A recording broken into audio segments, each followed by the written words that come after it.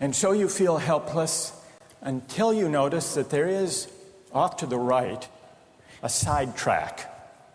And at the end of that track, there's one worker working on the track. Your steering wheel works, so you can turn the trolley car, if you want to, onto the side track, killing the one, but sparing the five. Here's our first question. What's the right thing to do? What would you do? Let's take a poll. How many would turn the trolley car onto the side track? Raise your hands. How many wouldn't? How many would go straight ahead? Keep your hands up, those of you who would go straight ahead. A handful of people would. The vast majority would turn. Let's hear first. Now we need to begin to investigate the reasons why you think it's the right thing to do. Let's begin with those in the majority who would turn to go onto the side track. Why would you do it? What would be your reason? Who's willing to volunteer a reason? Go ahead, stand up. Because it can't be right to kill 5 people when you can only kill 1 person instead. It wouldn't be right to kill 5 if you could kill 1 person instead. That's a good reason. That's a good reason. Who else? Does everybody agree with that reason? Go ahead.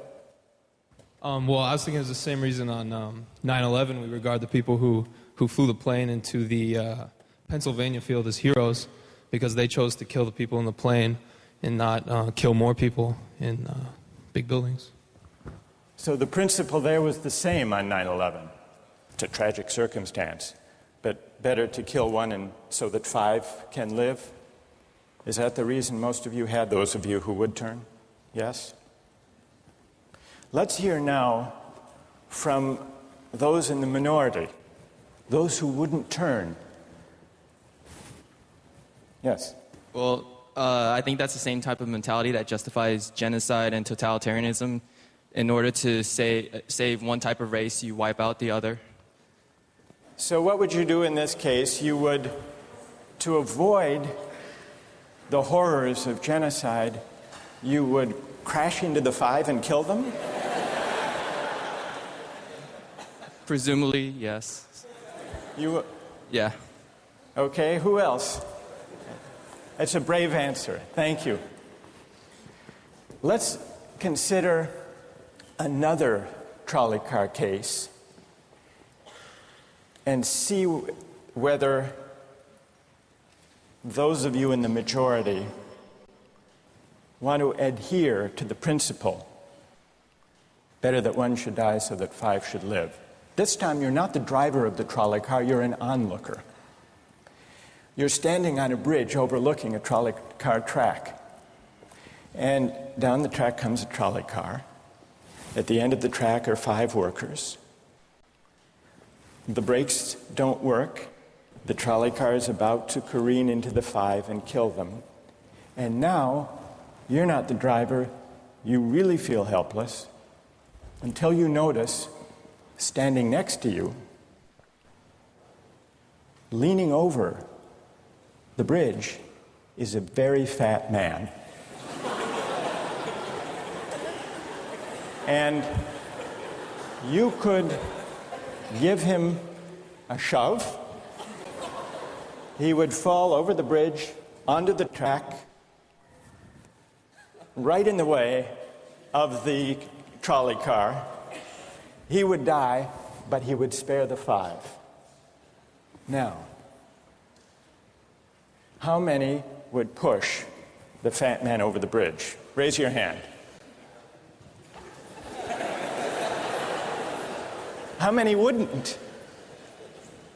Most people wouldn't. Here's the obvious question. What became of the principle Better to save 5 lives even if it means sacrificing one. What became of the principle that almost everyone endorsed in the first case? I need to hear from someone who was in the majority in both cases. How do you explain the difference between the two? Yes.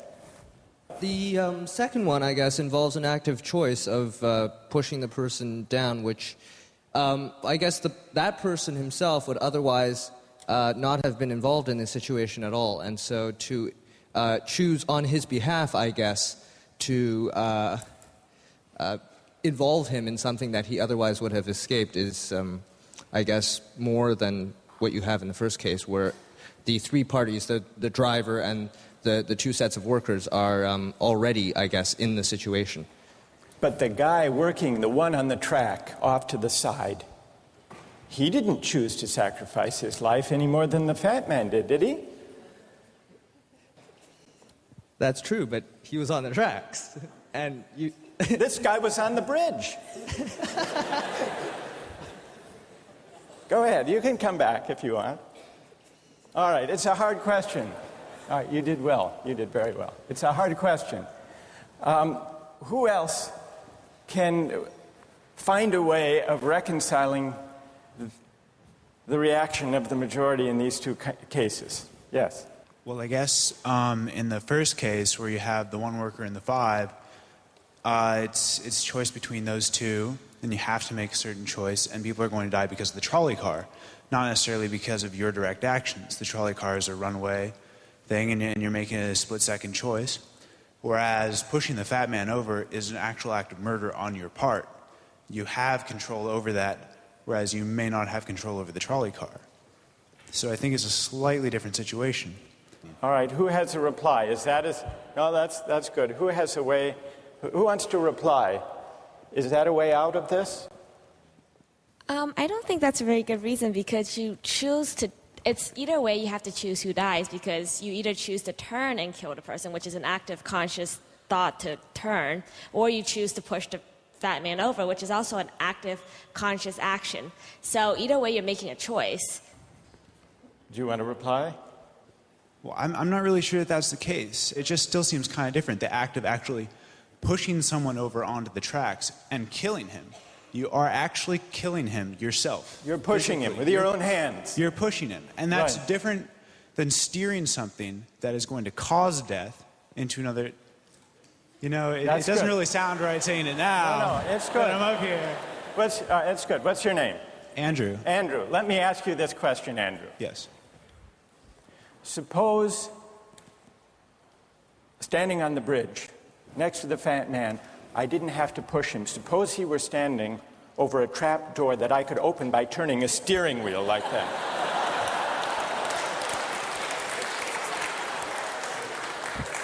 Would you turn? For some reason, that still just seems more wrong. Right? I mean, maybe if you accidentally leaned into the steering wheel or something like that. But or say that the car is hurtling towards a switch that will drop the trap. Then I could agree with that. Fair enough. It still seems wrong in a way that it doesn't seem wrong in the first case to turn, you say. And in another way, I mean, in the first situation, you're involved directly with the situation. In the second one, you're an onlooker as well. All right. So you have the choice of becoming involved or not by pushing the fat man. Let's forget for the moment about this case. That's good. Let's imagine a different case. This time you're a doctor in an emergency room, and 6 patients come to you. They've been in a terrible trolley car wreck. 5 of them sustained moderate injuries. 1 is severely injured. You could spend all day caring for the 1 severely injured victim, but in that time the 5 would die. Or you could look after the 5, restore them to health, but during that time the 1 severely injured person would die. How many would save the 5? Now is the doctor. How many would save the 1? Very few people. Just a handful of people. Same reason, I assume. 1 life versus 5. Now consider another doctor case This time you're a transplant surgeon, and you have 5 patients, each in desperate need of an organ transplant in order to survive. One needs a heart, one a lung, one a kidney, one a liver, and the 5th, a pancreas. And you have no organ donors.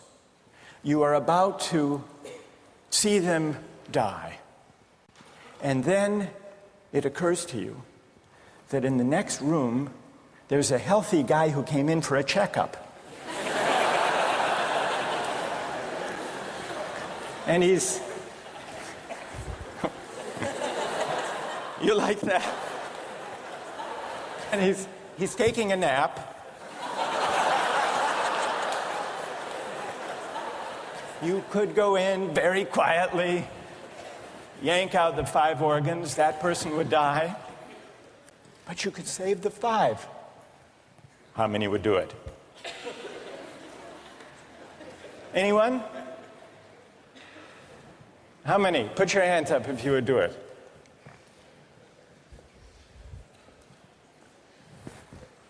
Anyone in the balcony? You would? Be careful, don't lean over too much. What? How many wouldn't? All right. What do you say? Speak up in the balcony, you who would yank out the organs. Why? I'd actually like to explore a slightly alternate possibility of just taking the one of the 5 who needs an organ who dies first, and using their 4 healthy organs to save the other 4. That's a pretty good idea. That's a great idea,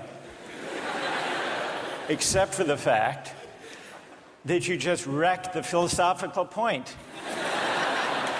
Well, let's step back from these stories and these arguments to notice a couple of things about the way the arguments have begun to unfold. Certain moral principles have already begun to emerge from the discussions we've had. And let's consider what those moral principles look like. The first moral principle that emerged in the discussion said the right thing to do, the moral thing to do, depends on the consequences that will result from your action. At the end of the day, better that 5 should live, even if 1 must die. That's an example of consequentialist moral reasoning. Consequentialist moral reasoning locates morality in the consequences of an act, in the state of the world that will result from the thing you do. But then we went a little further, we considered those other cases, and people weren't so sure about consequentialist moral reasoning. When people hesitated to push the fat man over the bridge or to yank out the organs of the innocent patient, people gestured toward reasons having to do with the intrinsic quality of the act itself. Consequences be what they may. People were reluctant. People thought it was just wrong, categorically wrong, to kill a person, an innocent person, even for the sake of saving 5 lives. At least people thought that in the second version of each story we considered. So this points to a second categorical way of thinking about moral reasoning. Categorical moral reasoning locates morality in certain absolute moral requirements, certain categorical duties and rights, regardless of the consequences. We're going to explore in the days and weeks to come the contrast between consequentialist and categorical moral principles. The most influential example of consequential moral reasoning is utilitarianism, a doctrine invented by Jeremy Bentham, the 18th century English political philosopher. The most important philosopher of categorical moral reasoning is the 18th century German philosopher Immanuel Kant. So we will look at those two different modes of moral reasoning, assess them, and also consider others. If you look at the syllabus, you'll notice that we read a number of great and famous books. Books by Aristotle, John Locke, Immanuel Kant, John Stuart Mill, and others. You'll notice, too, from the syllabus that we don't only read these books. We also take up contemporary political and legal controversies that raise philosophical questions.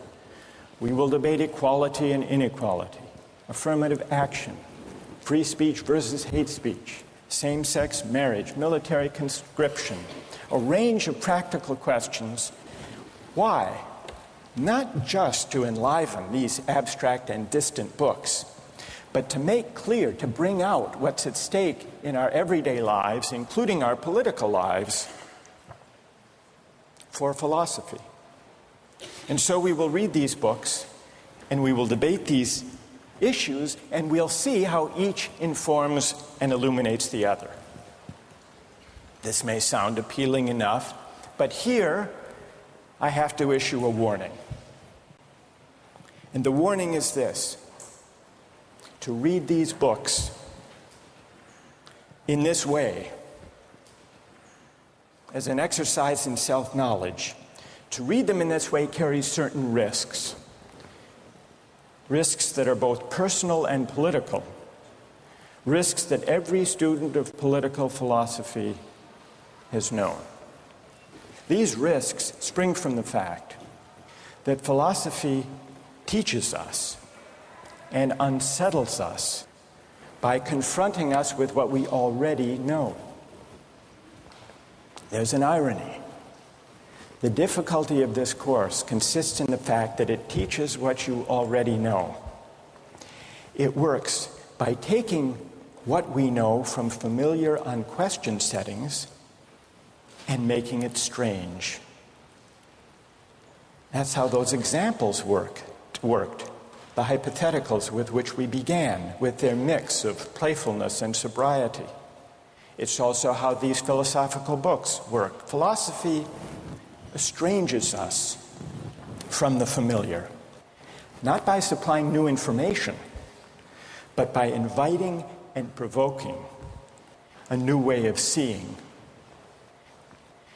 But, and here's the risk, once the familiar turns strange, it's never quite the same again.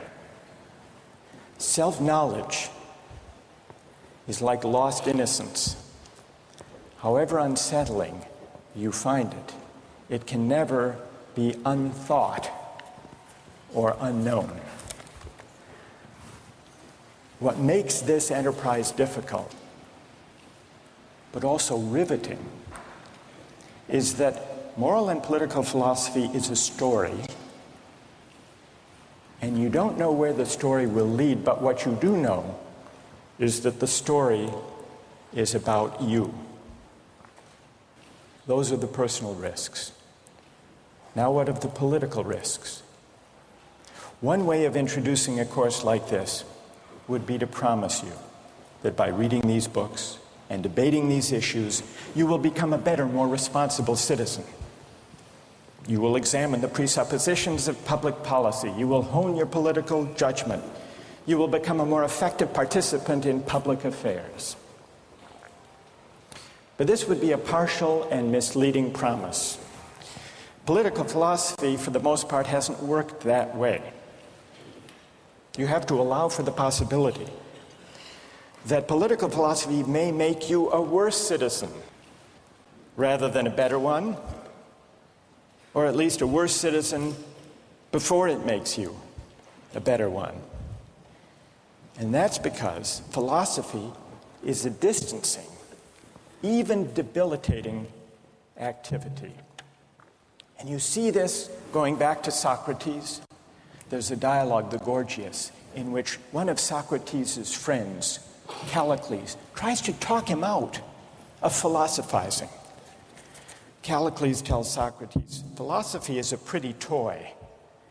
if one indulges in it with moderation at the right time of life. But if one pursues it further than one should, it is absolute ruin. Take my advice, Callicles says. Abandon argument.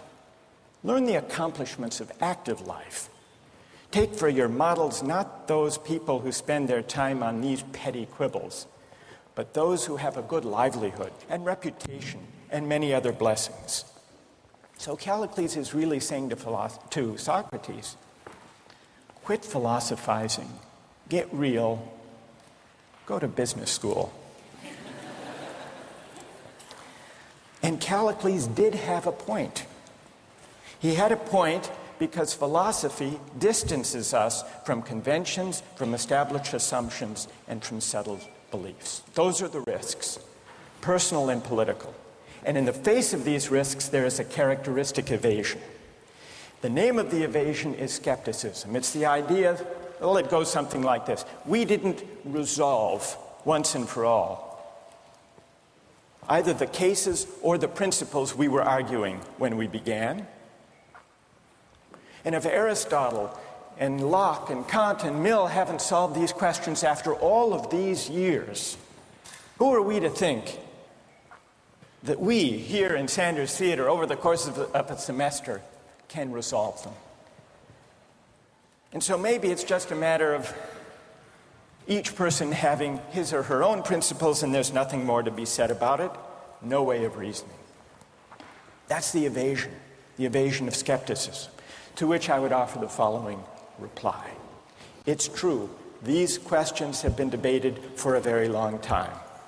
But the very fact that they have recurred and persisted may suggest that though they're impossible in one sense, they're unavoidable in another. And the reason they're unavoidable, the reason they're inescapable, is that we live some answer to these questions every day. So skepticism, just throwing up your hands and giving up on moral reflection, is no solution.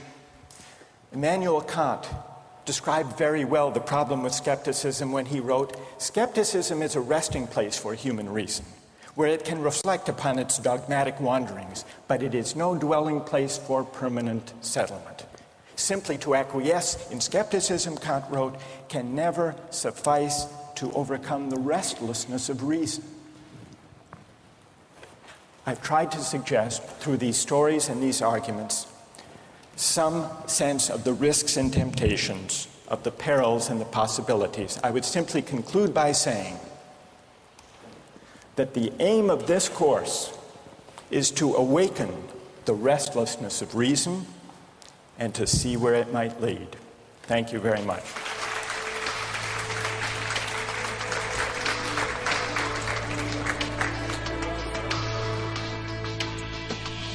Like, in a situation that desperate, you have to do what you have to do to survive. You have to do what you have to do. You got to do what you got to do, pretty much. If you've been going 19 days without any food, someone just has to take the sacrifice. Someone has to make the sacrifice, and people can survive. All right, that's good. What's your name?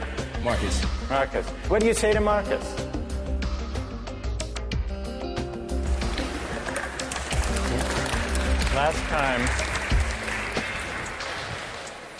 We started out last time with some stories, with some moral dilemmas about trolley cars and about doctors and healthy patients vulnerable to being victims of organ transplantation. We noticed two things about the arguments we had. One had to do with the way we were arguing. We began with our judgments in particular cases. We tried to articulate the reasons or the principles lying behind our judgments. And then, confronted with a new case, we found ourselves re-examining those principles, revising each in the light of the other. And we noticed the built-in pressure to try to bring into alignment our judgments about particular cases and the principles we would endorse on reflection. We also noticed something about the substance of the arguments that emerged from the discussion. we noticed that sometimes we were tempted to locate the morality of an act in the consequences, in the results, in the state of the world that it brought about. And we called this consequentialist moral reasoning. But we also noticed that in some cases, we weren't swayed only by the result. Sometimes, many of us felt that not just consequences, but also the intrinsic quality or character of the act matters morally. Some people argued that there are certain things that are just categorically wrong, even if they bring about a good result, even if they save 5 people at the cost of 1 life. So we contrasted consequentialist moral principles with categorical ones. Today, and in the next few days, we will begin to examine one of the most influential versions of consequentialist moral theory, and that's the philosophy of utilitarianism. Jeremy Bentham, the 18th century English political philosopher, gave the first clear systematic expression to the utilitarian moral theory. And Bentham's idea, his essential idea, is a very simple one, with a lot of morally intuitive appeal. Bentham's idea is the following: the right thing to do, the just thing to do, is to maximize utility. What did he mean by utility? He meant by utility the balance of pleasure over pain, happiness over suffering. Here's how he arrived at the principle of maximizing utility. He started out by observing that all of us, all human beings, are governed by 2 sovereign masters, pain and pleasure. We human beings like pleasure and dislike pain. And so we should base morality, whether we're thinking about what to do in our own lives, or whether as legislators or citizens we're thinking about what the laws should be. The right thing to do individually or collectively is to act in a way that maximizes the overall level of happiness. Bentham's utilitarianism is sometimes summed up with the slogan, "the greatest good for the greatest number." With this basic principle of utility on hand, let's begin to test it and to examine it by turning to another case, another story, but this time not a hypothetical story, a real-life story, the case of the Queen versus Dudley and Stevens. This was a 19th century British law case that's famous and much debated in law schools. Here's what happened in the case.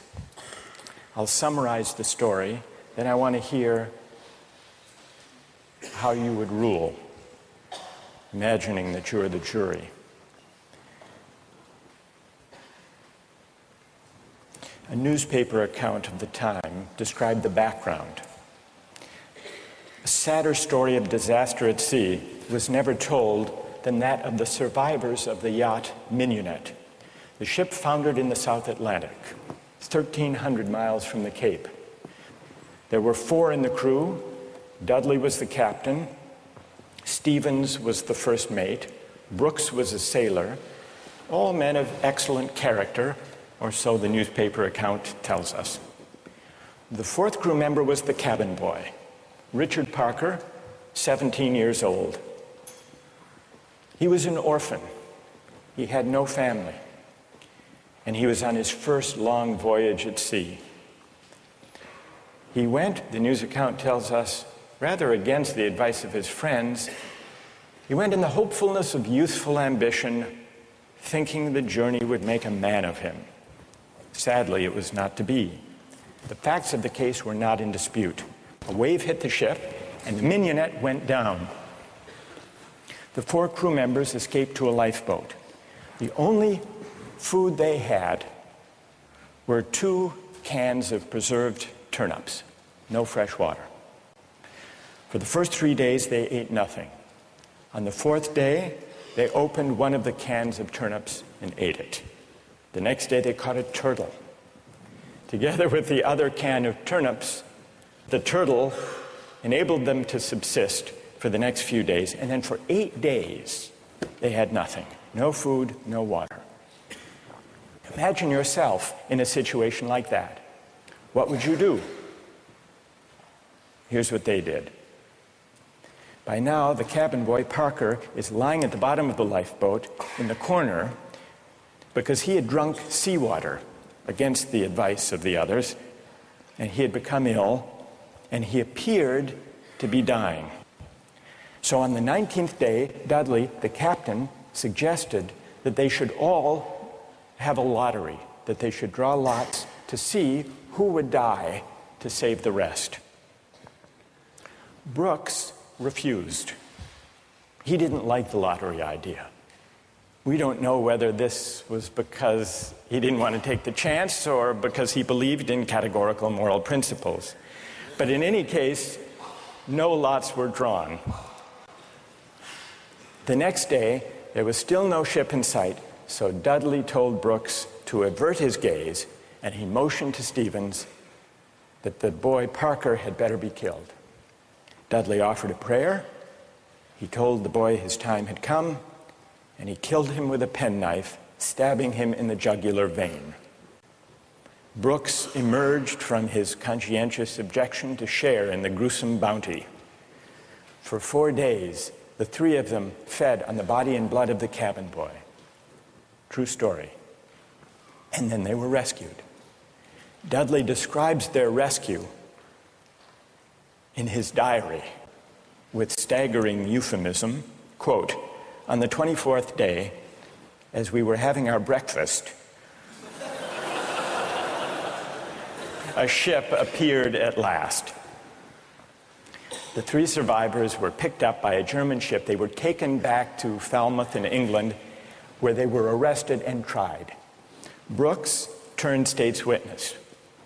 Dudley and Stevens went to trial. They didn't dispute the facts. They claimed they had acted out of necessity. That was their defense. They argued, in effect, better that one should die so that 3 could survive. The prosecutor wasn't swayed by that argument.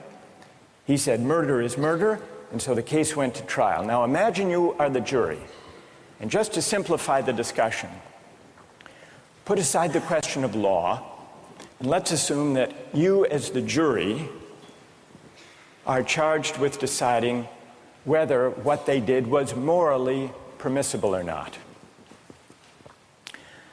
How many would vote not guilty, that what they did was morally permissible?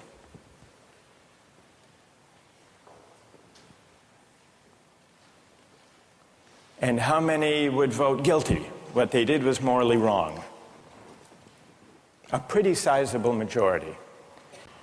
Now let's see what people's reasons are, and let me begin with those who are in the minority. Let's hear first from the defense of Dudley and Stevens. Why would you morally exonerate them? What are your reasons? Yes? I think it is morally reprehensible, but I think that there's a distinction between what's morally reprehensible and what makes someone legally accountable. In other words, as the judge said, what's always moral isn't necessarily against the law. And while I don't think that necessity justifies theft or murder or any illegal act, at some point your degree of necessity does in fact exonerate you from any guilt. Okay, good. Other defenders, other voices for the defense, moral justifications for what they did. Yes? All right, thank you. I just feel like in a situation that desperate, you have to do what you have to do to survive.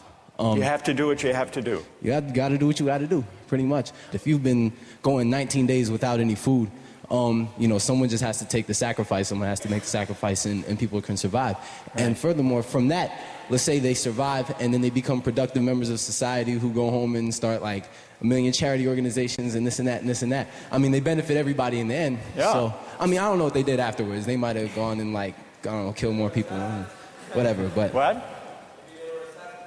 What if they went home and they turned out to be assassins? What if they went going home and turned out to be assassins? Well, you'd want to know who they assassinated. That's true too. That's fair. That's fair. Okay. I want to know who they assassinated. All right, that's good. What's your name? Marcus. Marcus. All right. We've heard a defense. A couple of voices for the defense. Now we need to hear from the prosecution. Most people think what they did was wrong. Why? Yes. One of the first things that I was thinking was, if they haven't been eating for a really long time, maybe they're mentally affected, and so then that could be used as a defense, a possible argument that they weren't in the proper state of mind, they weren't making decisions they might otherwise be making. And if that's an appealing argument that you have to be in an altered mindset to do something like that, it suggests that people who find that argument convincing do think that they were acting immorally. But I want to know what you think. You defend them. You vote to convict, right? Yeah, I don't think that they acted in a morally appropriate way. And why not? What do you say? Here's Marcus. He just defended them. He said, you heard what he said. Yes. Yes. That you've got to do what you've got to do in a case like that. Yeah. What do you say to Marcus? That there's no situation that would allow human beings to take the idea of fate or that the other people's lives in their own hands, that we don't have that kind of power. Good. Okay. Thank you. And what's your name? Britt. Britt? Yes. Okay. Who else? What do you say? Stand up. I'm wondering if Dudley and Stephen had asked for Richard Parker's consent in, dying, if that would that exonerate them from an act of murder? And if so, is that still morally justifiable? That's interesting. All right. Consent. Wait. Hang on. What's your name? Kathleen. Kathleen says, suppose they had asked, what would that scenario look like? So in the story, Dudley is there, penknife in hand, but instead of the prayer, or before the prayer, he says, Parker, would you mind?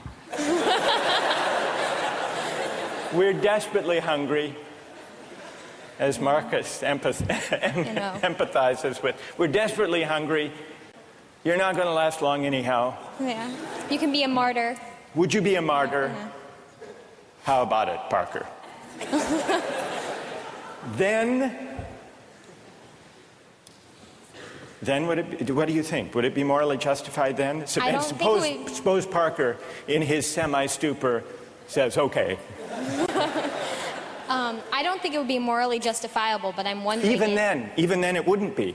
No. You don't think that even with consent, it would be morally justified. Are there people who think, who want to take up Kathleen's consent idea and who think that that would make it morally justified? Raise your hand if it would, if you think it would. That's very interesting. Why would consent make a moral difference? Why would it? Yes. Well, I just think that if he was making his own original idea and it was his idea to start with, then that would be the only situation in which I would see it being appropriate in any way. Because that way you couldn't make the argument that he was pressured, it's 3-to-1 or whatever the ratio was. Right. And I think that if he was making a decision to give his life, then he took on the agency to sacrifice himself, which some people might see as admirable, and other people might disagree with that decision. So if he came up with the idea, that's the only kind of consent we could have confidence in. morally. Then it would be okay. Otherwise, it would be kind of coerced consent under the circumstances, you think. Is there anyone who thinks that even the consent of Parker would not justify their killing him? Who thinks that? Yes, tell us why. Stand up. I think that Parker would be killed with the hope that the other crew members would be rescued. So there's no definite reason that he should be killed because you don't know when they're going to get rescued. So if you kill him, it's killing him in vain. Do you keep killing a crew member until you're rescued and then you're left with no one? Because someone's going to die eventually. Well, the moral logic of the situation seems to be that they would keep on picking off the weakest, maybe, one by one, until they were rescued. And in this case, luckily, they were rescued when 3 at least were still alive. Now, if Parker did give his consent, would it be all right, do you think, or not? No. No. It still wouldn't be right. And tell us why it wouldn't be all right. First of all, cannibalism, I believe, is morally incorrect. So you shouldn't be eating a human anyway. So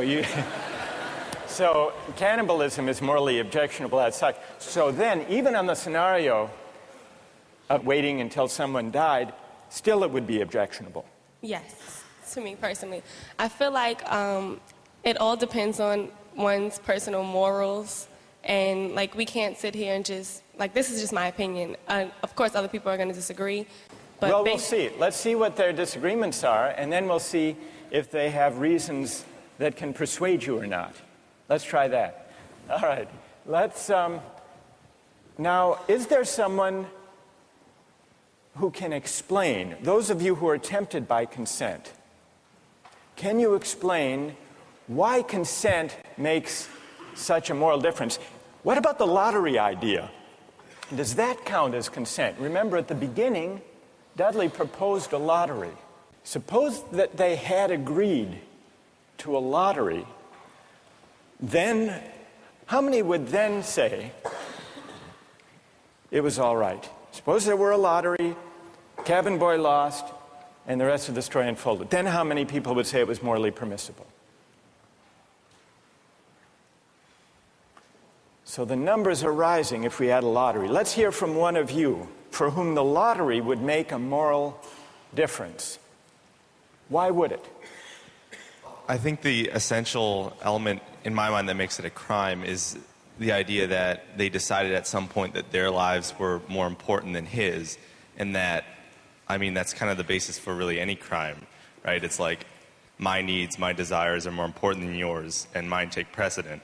And if they had done a lottery where everyone consented that someone should die, and it's sort of like they're all sacrificing themselves to save the rest, then it would be all right. A little grotesque, but... But morally permissible? Yes. And what's your name? Matt. So, Matt, for you,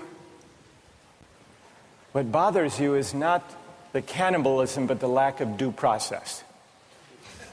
I guess you could say that. Right? And can someone who agrees with Matt say a little bit more about why a lottery would make it, in your view, morally permissible? Go ahead. The way I understood it originally was that was the whole issue, is that the cabin boy was never consulted about whether or not something was going to happen to him, even with the original lottery, whether or not he would be a part of that. It was just decided that he was the one that was going to die. Right, that's what happened in the actual case. Right. But if there were a lottery and they'd all agreed to the procedure, you think that would be okay? Right, because then everyone knows that there's going to be a death. Whereas, the cabin boy didn't know that this discussion was even happening. There was no, forewarning for him to know that, hey, I may be the one that's dying. All right, now suppose everyone agrees to the lottery, they have the lottery, the cabin boy loses, and he changes his mind. You've already decided. It's like a verbal contract. You can't go back on that. You've decided, the decision was made. If you know that you're dying for the reason for others to live, you would, if someone else had died, that you would consume them. So that's right. But then he could say, I know, but I lost.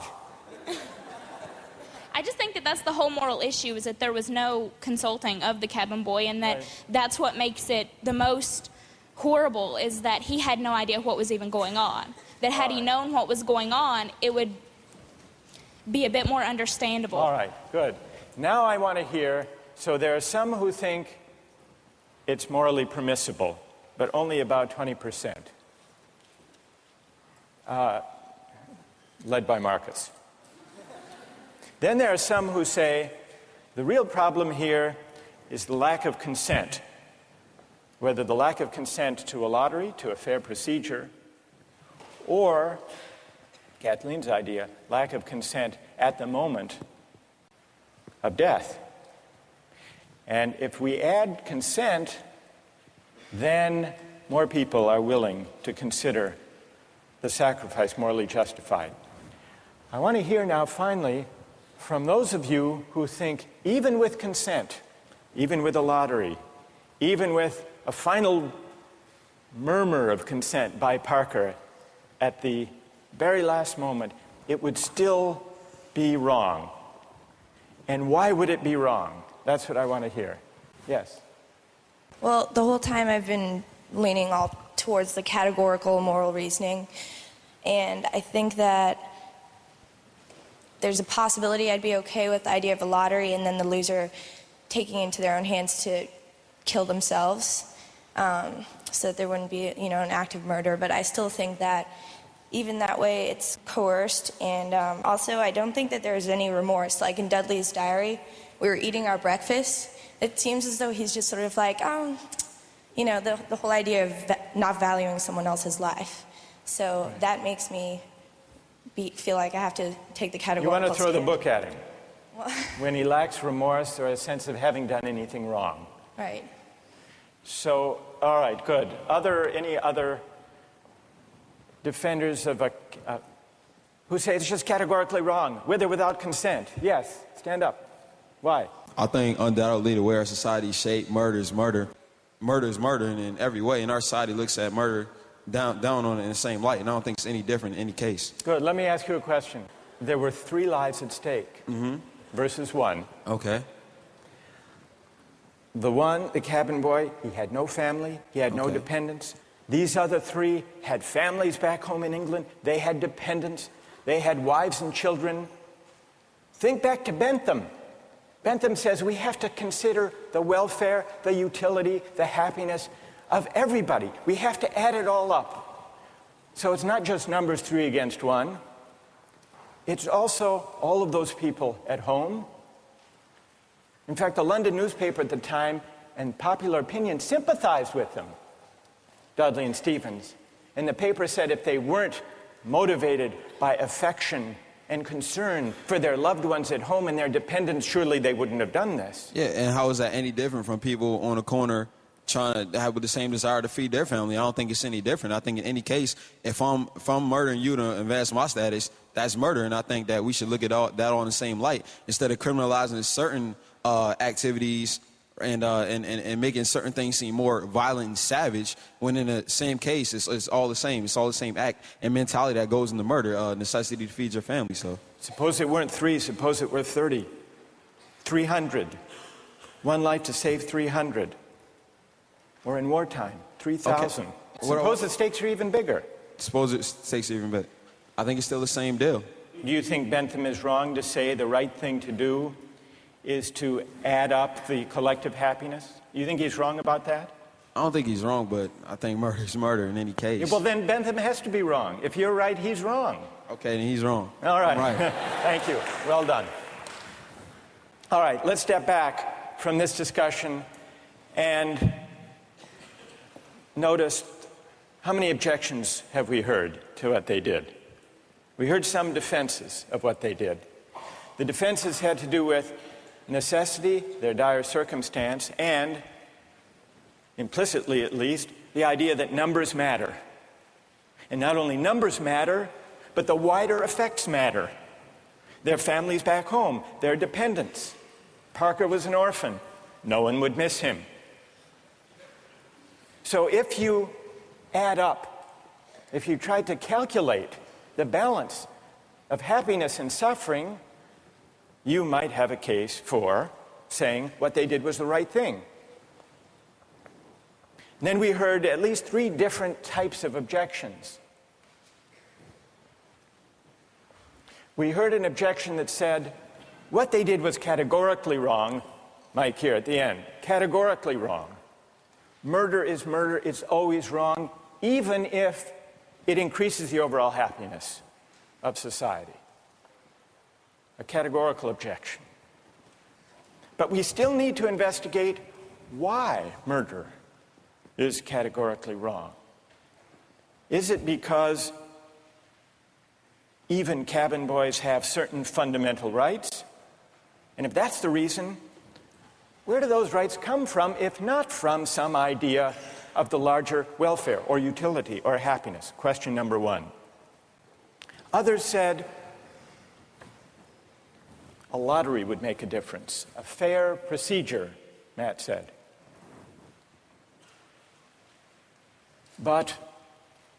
And some people were swayed by that. That's not a categorical objection exactly. It's saying everybody has to be counted as an equal, even though at the end of the day, one can be sacrificed for the general welfare. That leaves us with another question to investigate. Why does agreement to a certain procedure, even a fair procedure, justify whatever result flows from the operation of that procedure? Question number 2. And question number 3, the basic idea of consent. Kathleen got us onto this. If the cabin boy had agreed himself, and not under duress, as was added, then it would be all right to take his life to save the rest. And even more people signed on to that idea. But that raises a third philosophical question. What is the moral work that consent does? Why does an act of consent make such a moral difference that an act that would be wrong, taking a life without consent, is morally permissible with consent? To investigate those 3 questions, we're going to have to read some philosophers.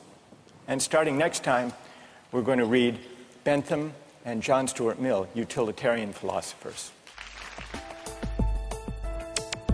Don't miss the chance to interact online with other viewers of Justice. Join the conversation, take a pop quiz, watch lectures you've missed, and learn a lot more. Visit justiceharvard.org. It's the right thing to do.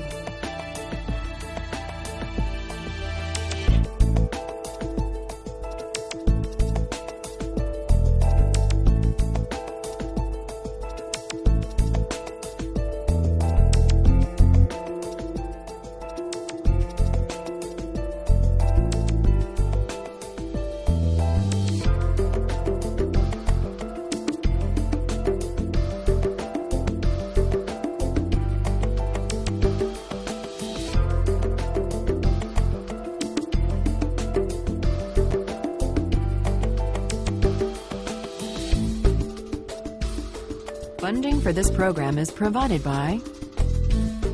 Additional funding provided by